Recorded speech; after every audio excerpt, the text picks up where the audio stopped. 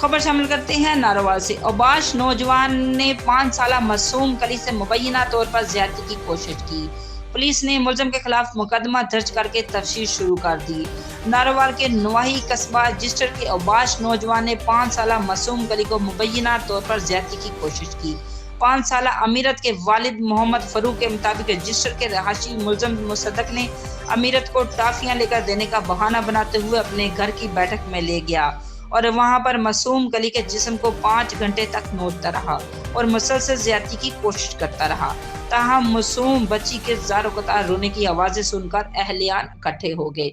मुलजिम ने शोर की आवाज़ें सुनी और जाए वक़ुआ से फरार होने में कामयाब हो गया। थाना सदर पुलिस ने मुलजमान के खिलाफ मुकदमा दर्ज करके लीगल मेडिकल हासिल कर लिया है। SHO इंस्पेक्टर नासिर पन्नू का कहना है कि मुलजिम को जल्द गिरफ्तार करके कैफे किरदार तक पहुंचाया जाएगा। रिपोर्ट हाजी नवीद अहमद, नारोवाल, DNN न्यूज़।